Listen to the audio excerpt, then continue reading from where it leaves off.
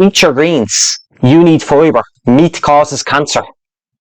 All these lines we've been fed for the last 50 years. And what's happened? We've become sicker, fatter and more unhealthy in general.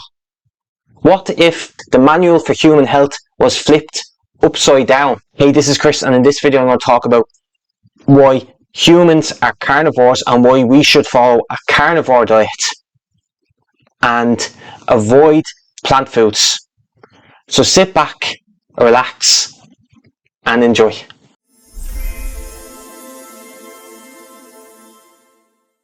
The first proof that we're carnivores is because when you look at the stable isotopes, and it showed up that we ate mostly meat, and we've seen this for over 2 million years, that we've ate predominantly meat.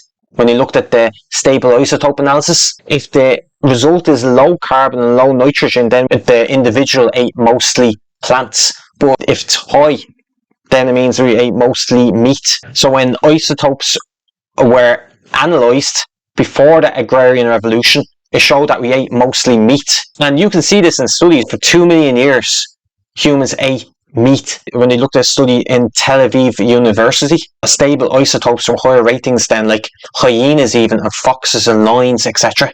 Like there was an increased need for DHA, okay, because a lot of the diets are, you know, ALA if you get from plant foods, so EPA and DHA from animal foods. And when you look at stable isotope analysis, okay, you can actually see the DHA is high to sustain larger brains. People can only convert 5% inactive the ALA into the animal version. And then there's a woman that was living during the glacial period, during the ice age basically, and it showed that 96% of her diet was made up of megafauna. Analysis reveals diet of a woman from 12,800 years ago. Megafauna made up about 96% of her diet, with mammoths comprising about 40%, followed by elk, bison, camels and horses. An negligible contribution from small mammals and plants. So less than 4% was coming from plant foods. And the second reason why we ate like mostly meat is because when you look at like the pH level, okay, our stomach acid, that was actually very low. So after we were frugivores, then we were scavengers, and then we were hunters. And you can see that through the stomach acid, the stomach pH. And our pH was 1 to 1.5 pH, which is that of a vulture's nearly. And the third one is gluconeogenesis.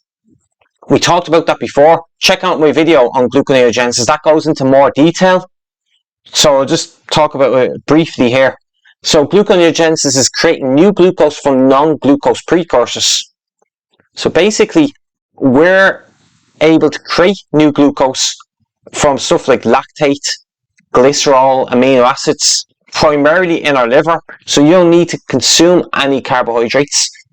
So you keep your blood sugar levels stable because your body creates all the glucose you need. This shows that we eat meat because meat has very little carbohydrates in it. Like the organs have a little bit, but you shouldn't really eat too much organs. We can talk about that more in the future. But if you're eating like fatty red meat, it's going to have the protein and the fat, and it's going to have pretty much zero carbohydrates. And the next one is that we have a small cecum and a short colon.